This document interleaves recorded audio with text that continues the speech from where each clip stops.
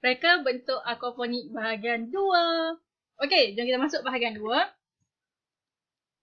Macam biasa, cikgu akan ulang balik berkaitan dengan objektif pembelajaran iaitu 2.5.1 untuk menyatakan maksud dan menerangkan reka bentuk aquaponik. Cikgu dah terangkan maksud reka bentuk sistem aquaponik iaitu teknologi pertanian yang menggabungkan aquakultur dengan aktiviti hidroponik dalam satu pusingan air. Teknologi pertanian yang menggabungkan aquakultur dengan sistem hidroponik dalam satu kitaran air. Okey. Kemudian ini adalah yang berbaki, menyenaraikan 3 unsur penting sistem aquaponik dengan tepat, menghuraikan proses kitaran sistem aquaponik dan menjelaskan 3 jenis sistem dan model aquaponik dengan betul. Untuk senafas cikgu tarik macam rat. Sabar, tarik nafas. Okey. Untuk video bahagian 2 ni, cikgu akan cover berkaitan dengan unsur penting sistem aquaponik dan sistem kitaran dalam aquaponik. Okey. Jom kita masuk. Baik. Sistem aquaponik, kalau ikutkan kepada definisinya, ialah teknologi pertanian yang menggabungkan aquakultur dengan sistem tanaman hidroponik dalam satu kitaran air. Maka, sistem aquaponik kena mengandungi 3 benda ni, 3 komponen ni. Tanpa 3 unsur ni, itu bukan sistem aquaponik. Yang pertama, ikan. Sebab definisi tadi, kita kata adalah teknologi yang menggabungkan aktiviti aquakultur. Aquakultur ialah aktiviti ternakan ikan, maka kena ada ikan. Tanpa ikan, itu bukan sistem aquaponik, sebaliknya semata-mata sistem hidroponik. Nak jadi aquaponik, kena tambah ikan. Tanpa ikan, bukan aquaponik. Ingat. Okey. Unsur yang kedua yang juga penting ialah tanaman. Tanpa tanaman, sistem tu hanyalah akan dikenali sebagai sistem aquakultur. Okay, sebab hanya ada ikan. Tak ada tanaman, aquakultur sahaja. Tapi bila ada tanaman dalam aquakultur tu, maka dia jadi aquaponik tanaman. Dan unsur yang ketiga ialah bakteria. Bakteria. Nanti dalam cikgu nak terangkan berkaitan dengan kitaran nanti, akan diterangkan kenapa bakteria tu unsur penting dalam aquaponik. Tak ada bakteria, bukan aquaponik. Aquaponik takkan jadi.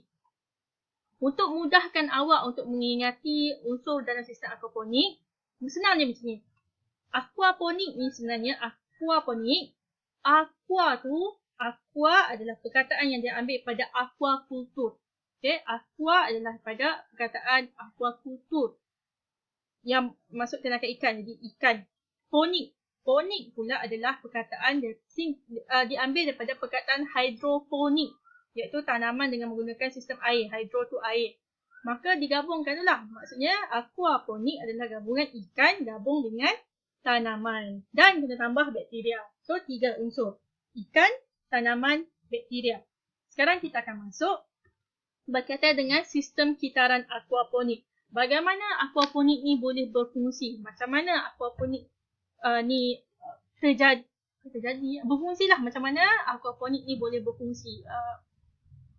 Macam mana ikan dan tumbuhan ni boleh hidup dalam satu sistem kitaran air yang sama. Okey.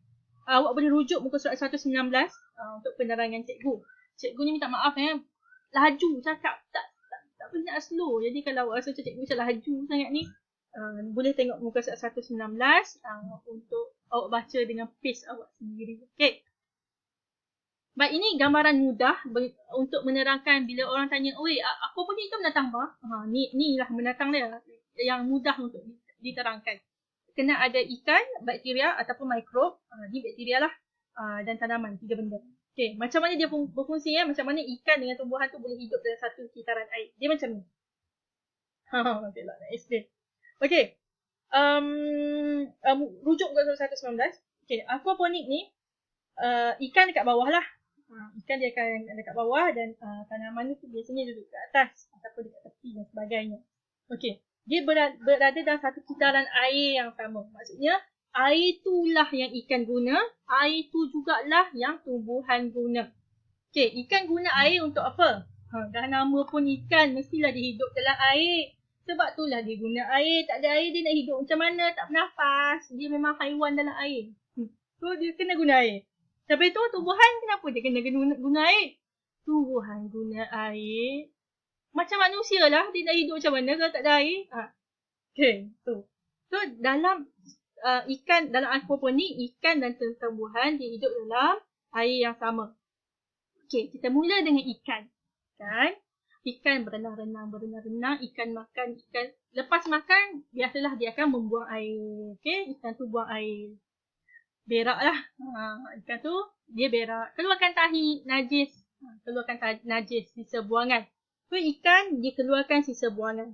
Sisa buangan ataupun najis ikan ni, dia mengandungi amonia dan beberapa lagi bakteria ataupun kotoran lain. Jadi, najis ikan ada amonia. Okey. Amonia tu apa cikgu? Amonia ni sejenis bahan kimia lah yang biasanya kalau kita kencing, biasanya air kencing kita tu mengandungi amonia. Bau dia macam busuk lah. Hancing macam tu. Macam tu lah. So, najis ikan dia ada amonia.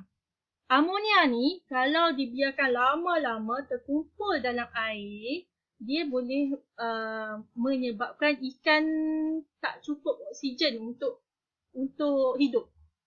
Okay. Sebab itulah tadi cikgu awal video bahagian 1 tu cikgu terangkan kenapa kalau awak bela ikan dalam akuarium, awak kena salin air akuarium tu. Okay, salin sebab air tu kalau biar najis banyak sangat dalam air dalam akuarium tu, dia mengandungi banyak amonia. Amonia menyebabkan ikan tak boleh dapat oksigen yang secukupnya. Jadi ikan boleh mati. Jadinya, amonia ni, dalam sistem aquaponik ni, amonia ni kemudiannya digunakan dan ditukarkan oleh bakteria. Ni fungsi bakteria. Bakteria, dia akan tukarkan amonia dalam sisa buangan ikan tu menjadi nitrat. Okay? Nitrat. Okay. Amonia ditukarkan, dileraikan menjadi nitrat oleh bakteria. Di mana nitrat tu kemudiannya akan dialirkan kepada tanaman dan digunakan oleh tanaman sebagai baja. Okay, tanaman akan guna nitrat tu sebagai baja. Jadi dia boleh hidup dengan subur. Makanya air yang mengalir dekat tanaman tu, dia mengandungi nitrat yang kemudian diserap oleh tanaman. Maka air yang mengalir tu hilang dah lah nitrat tu. Jadilah air yang bersih. Dan tambahan pula, tumbuhan kan dia ambil karbon dioksida dan dia lepaskan oksigen. Beza dengan manusia dan haiwan. Haiwan ambil oksigen, lepaskan karbon dioksida. Jadinya tumbuhan tu, tanaman yang kita tanam dalam air tu, dia akan serap karbon dioksida dan dia akan keluarkan oksigen. Oksigen tu akan dikeluarkan masuk dalam air tu juga. Makanya air yang mengalir, lepas dia mengalir dekat tumbuhan tu, dia menjadilah air yang bersih yang sesuai untuk digunakan oleh ikan. Itulah sistem kitaran aquaponik. Macam mana aquaponik berfungsi. Okay, mula dengan ikan. Ikan, dia makan. Dia berak. Dia keluarkan tahi. Air itu jadi kotor sebab dia ada amonia. Untuk bersihkan air itu perlukan bakteria. Bakteria akan tukar amonia jadi nitrat. Nitrat tu akan mengalir bersama air pergi ke tanaman. Tanaman serap nitrat dan tanaman jadi subur sebab nitrat tu baja. Dan tanaman akan keluarkan oksigen masuk dalam air dan hantar kepada ikan balik. Maka air yang dapatkan ikan tu adalah air yang bersih tanpa amonia dan mengandungi oksigen. Panjang penerangan cikgu berkaitan dengan sistem kitaran aquaponik. Ambil masa, digest dulu apa yang hadam dulu apa yang cikgu explain ni, cikgu terangkan.